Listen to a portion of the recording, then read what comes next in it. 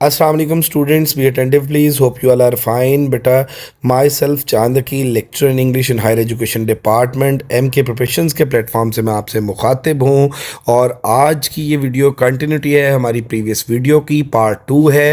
Last video में हमने discuss किया सीनियर एलिमेंट्री टीचर इंग्लिश का ओरिजिनल पेपर जो 7 अगस्त को कंडक्ट हुआ, और उसमें हमने जो पोर्शंस डिस्कस किए पेपर के, उसमें ग्रामर थी और लिटरेचर था। और आज हम लिंग्विस्टिक्स और पेडागोजी के जो क्वेश्चंस हैं उनको इंशाल्लाह डिस्कस करेंगे। अब the very first question is in the clause she made him captain, the function of captain is best identified as object complement. In the clause she made him captain.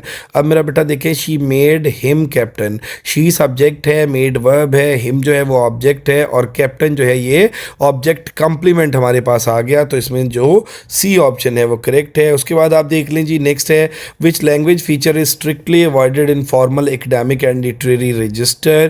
के जो language feature is strictly avoided in formal academic and literary register, तो ये informal contractions है। और informal contraction क्या है? अब contraction क्या होती है? जब हम वर्ड्स को शॉर्ट फॉर्म में यूज़ करते हैं, जैसे हमने डू नॉट को डोंट कर लिया, कैन नॉट को कांट कर लिया, तो यहाँ पे strictly avoided in formal academic and literary register. जो एकेडमिक राइटिंग होती है, जो फॉर्मल राइटिंग होती है, जो ऑफिशियल राइटिंग होती है, उसमें फिर हमें कंट्रैक्शन जो है वो यूज़ नहीं करनी चाहिए। उसके बाद आप देख लीजिए कि what is the primary structural feature that distinguish a finite clause from a non finite clause. तो इसमें इंडिपेंडेंट टेंस मार्किंग। अब यहाँ पे बुनियादी तौर पे फिनाइट क्लॉज की और नॉन फिनाइट क्लॉज की अगर हम बात करें, तो बेटे इसमें जो tense mark, independent tense mark है, जो फिनाइट क्लॉज है, वो हमें बता रहा होता है, उसके अंदर एक मार्कर वर्ड मौजूद होता है जो हमें टेंस के बारे में बता रहा होता है, जबकि नॉन फिनाइट क्लॉज में ऐसा नहीं होता। उसके बाद आप देख रहे हैं जी, क्वेश्चन नंबर 4 है in transformational generative grammar, TGT, transformational generative grammar, what is the principal role of movement operation. Movement operation का जो प्रिंसिपल रोल है वो क्या है? डिराइविंग सरफेस स्ट्रक्चर है। तो इसमें ए जो ऑप्शन है वो करेक्ट है। In structural syntax constituency demonstrate that sentences are organized by. तो यहाँ पे मेरा बेटा जो करेक्ट ऑप्शन बनेगी वो हिरार्कल फ्रेज स्ट्रक्चर बनेगा। जो ऑप्शन बी है यानी बीटा, ये करेक्ट ऑप्शन है। इसके बाद नेक्स्ट में पूछा गया a bound morpheme is fundamentally defined as a minimal linguistics unit that. Bound morpheme की बात की गई। अब बाउंड मॉर्फिम मेरा बेटा वो होता है कि जो इंडिविजुअल कैपेसिटी में कंप्लीट मीनिंग नहीं दे सकता, और उसको हमेशा क्या रिक्वायर होता है? उसको स्टेम यानी बेस वर्ड रिक्वायर्ड होता है जिसके साथ हम उसको अटैच कर सकते हैं। फॉर एग्जांपल अन, UN अन, ये बाउंड मॉर्फिम है। अब देखें अनएम्प्लॉयमेंट, एम्प्लॉयमेंट हमारे पास बेस वर्ड है, उसके साथ हमने अन लगाया। इसी तरह से आप देख लें जी कि बहुत से इस तरह के वर्ड है, जैसे हम एस की बात करते हैं या यस की बात करते हैं, तो ये हम क्या करते हैं? वर्ब की फर्स्ट फॉर्म के साथ या किसी चीज़ को प्लूरल बनाने के लिए हम इन्हें यूज़ करते हैं। इसी तरह से ईडी जो है हमारे पास बाउंड मॉर्फीम है, जैसे वॉक के साथ हमने वॉक्ड लगाया। तो अब जो बाउंड मॉर्फीम्स होते हैं उनको हमेशा किस चीज़ की ज़रूरत होती है? उन्हें हमेशा स्टेम की ज़रूरत होती है, बेस वर्ड की ज़रूरत होती है जो हम उनके साथ अटैच कर सकें। अदरवाइज जो बाउंड मॉर्फीम्स हैं वो इंडिविजुअल कैपेसिटी में कोई मीनिंग, लेक्सिकल मीनिंग एक्सप्रेस नहीं कर पाते। The phonological distinction between the minimal pair sip and zip is based on. तो ये मेरा बेटा क्या है? ये फोनेमिक, फोनीम्स जो है इनका वॉइसिंग कंट्रास्ट है, सिप एंड जिप। तो इसमें करेक्ट आंसर जो है वो बीटा बन जाएगा। उसके बाद in general linguistics the principle of arbitrariness means that. अब आर्बिट्रेरीनेस जो है मेरा बेटा it's the property of language.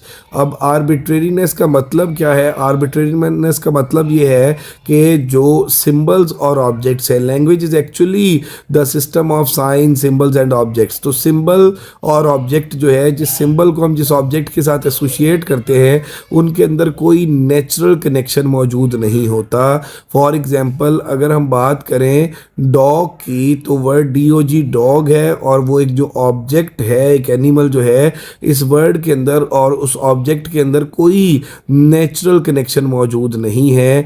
मतलब ये है कि कुत्ते को कुत्ता क्यों कहते हैं, बिल्ली को बिल्ली क्यों कहते हैं, ठीक है। वो जो बिल्ली वर्ड है और वो जो बिल्ली नाम का जानवर है, इन दोनों के अंदर कोई कनेक्शन मौजूद नहीं है। तो ये क्या है, ये आर्बिट्रेरीनेस है and it's the property of human language. The pronunciation of pin और उसके बाद aspirated differs from spin unaspirated. The phenomena is known as. अब यहाँ पे देखें कि इनकी जो साउंड्स है पिन की और स्पिन की, तो इसमें ये जो फिनोमेना इसको हम क्या बोलते हैं, एलोफोन्स बोलते हैं। उसके बाद आप देख लें जी the communicative language training, communicative language training CLT approach primarily prioritise. CLT जो है ये मेरा बेटा प्राइमरीली किस चीज़ को प्रायोरिटाइज करती है, meaningful interaction and usage.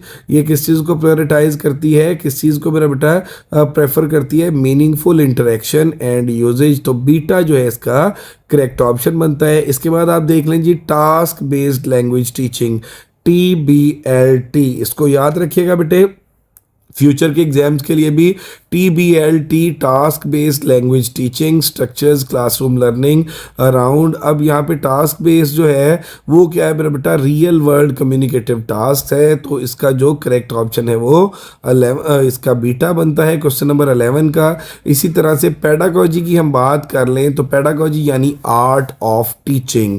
What is primary purpose of using an exit ticket at the end of the lesson.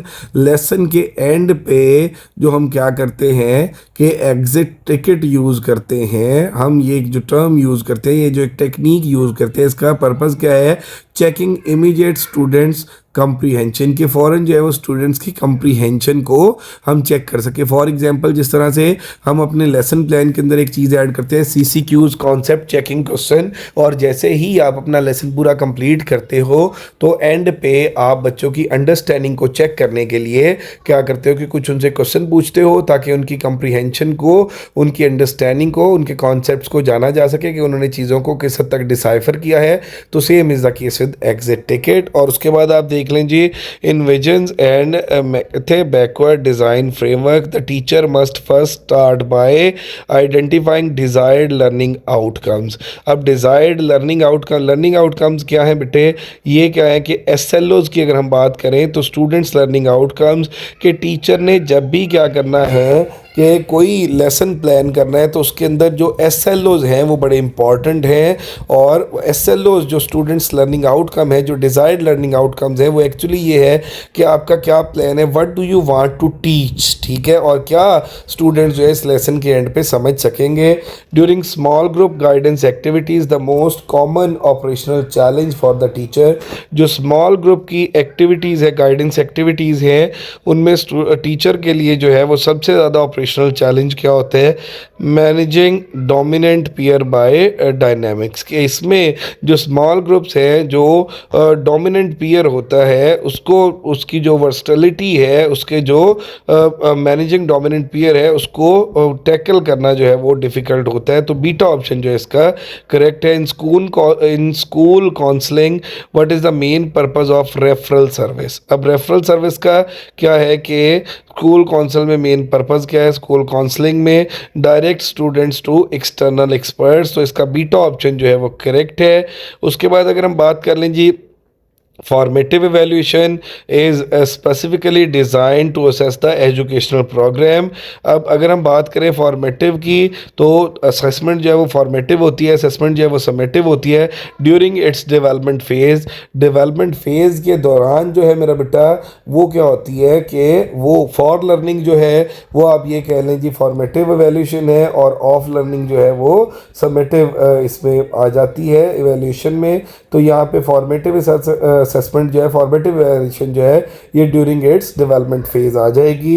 What is the, जैसे आप मिड टर्म एग्जाम लेते हैं, जैसे आप क्लास टेस्ट लेते हैं, और एंड पे फाइनल जो है वो आपकी समेटिव आ जाएगी। What is the main purpose of the using table of specification, ठीक है, test blueprints. Table of specification को यूज़ करने का जो मेजर पर्पस है, ensuring balance content validity.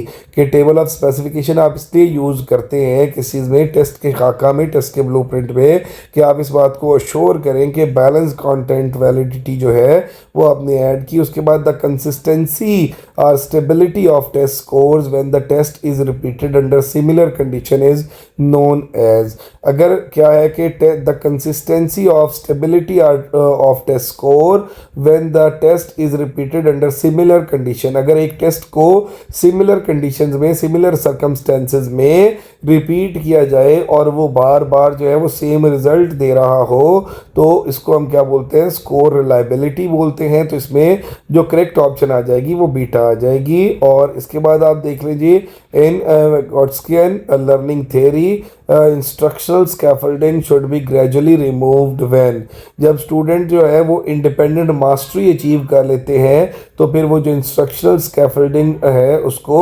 Gradually जो है वो रिमूव कर देना चाहिए। So beta option, B option जो है वो इसके करेक्ट बनती है। और scaffolding is removed when the learner start working independently, तो चार्ली ऑप्शन आ गया। ये ऊपर वाला जो क्वेश्चन है यही सेम, यही आइडिया है इसमें भी। If all the high achievers are selecting the same distractor in an MCQs what needs to be reviewed, ठीक है। अब अगर जो हाई अचीवर्स हैं, तमाम के तमाम जो अच्छे स्टूडेंट्स हैं, अच्छे मार्क्स लेने वाले स्टूडेंट्स हैं, are selecting the same distractor in an MCQs, एक MCQs में एक ऑप्शन जो है वो उन सबको डिस्ट्रैक्ट कर रही है, but needs to be reviewed the question item distractor and answer key, इनको करेक्ट करना चाहिए, इनको रिव्यू करना चाहिए। How does a table of specification help in MCQs, ensuring balanced coverage content areas cognitive level, तो इसका बीटा ऑप्शन जो है वो करेक्ट बनता है। What is backward planning in pedagogy, pedagogy जो है इसके अंदर बैकवर्ड प्लानिंग क्या होती है, starting with desired learning outcomes, then deciding assessment and teaching activities. और उसके बाद आप देख लीजिए कि if a teacher praises a student after completing a difficult task it is an example of positive reinforcement. अगर कोई काम असाइन किया गया किसी एस्पायरेंट को, किसी स्टूडेंट को, और उसने वो काम जो है वो बड़े अच्छे तरीके से किया, और right after the completion of that work teacher जो है वो प्रेज कर रहा है, उस स्टूडेंट को एडमायर कर रहा है, उसको इनकरेज कर रहा है, तो ये एग्जाम्पल किस चीज़ की है, ये पॉजिटिव रीइंफोर्समेंट की है। उसके बाद अगर हम बात कर लें intrinsic motivation is essential when a student shows. अब मोटिवेशन दो तरह की होती है, इंट्रिंसिक मोटिवेशन है, एक्सट्रिंसिक मोटिवेशन है। अब intrinsic motivation is essential, intrinsic motivation जो है वो लाजमी होती है व्हेन अ स्टूडेंट शोज, जब स्टूडेंट क्या कर रहा होता है, शो कर रहा होता है interest, enjoyment and satisfaction in learning.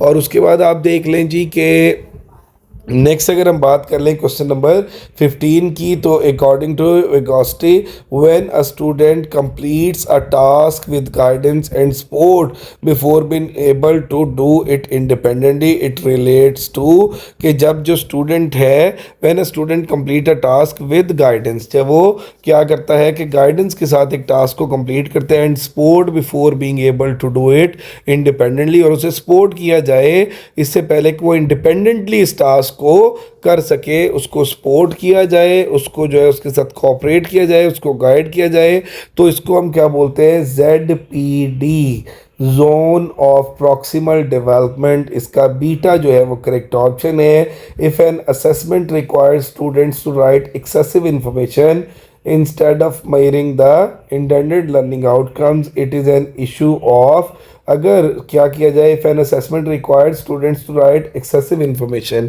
कि अगर एक असेसमेंट में स्टूडेंट्स को क्या किया जाए कि एक्सेसिव उनको मतलब ये कहा जाए कि वो एक्सेसिव इंफॉर्मेशन लिखें instead of मेयरिंग the intended learning outcome, बजाय इसके कि मैयर किए जाए उनके जो लर्निंग आउटकम्स हैं, तो इसको हम क्या कहेंगे, वैलिडिटी ऑफ मेयरमेंट कहेंगे।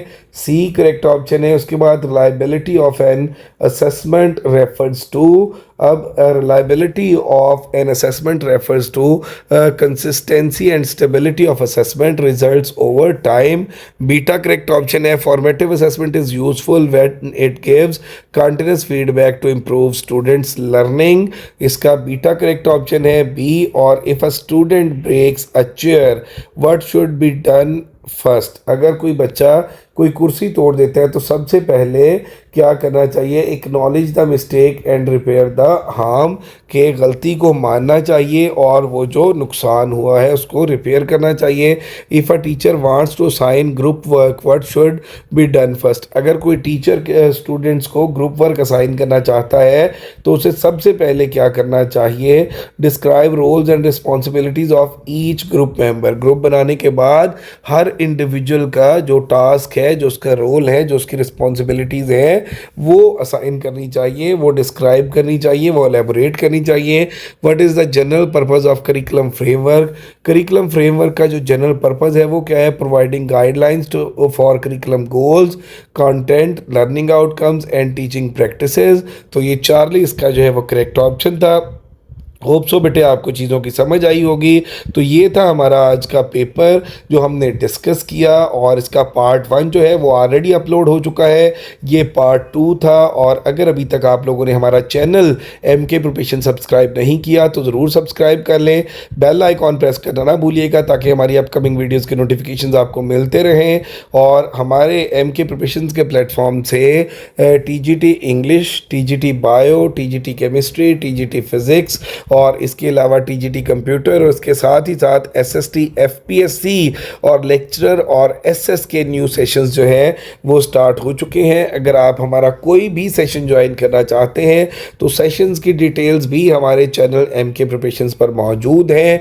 इसके अलावा आप इस नंबर पे भी कांटेक्ट कर सकते हैं 0333-260-5045, और अपकमिंग 2 डेज़ में होने वाला कोई भी पेपर बेटे इंग्लिश का जो है उसके आपको ओरिजिनल क्वेश्चंस मिले, उनकी कोई स्टेटमेंट्स याद हो तो वो लाजमी आप हमारे साथ शेयर कीजिएगा। पहले भी मैं इस पर एक वीडियो अपलोड कर चुका हूं, और मैं जो क्वेश्चन बेटा जिस तरह से स्टूडेंट शेयर करते हैं और जो स्टूडेंट्स की जिस तरह से कॉल्स आना शुरू हो जाती हैं कि सर प्लीज़ पेपर अपलोड करें, तो जिस तरह से मेरा बेटा क्वेश्चन मिलते जाते हैं फ़ौरन ही आप लोगों के लिए अपलोड कर दिए जाते हैं।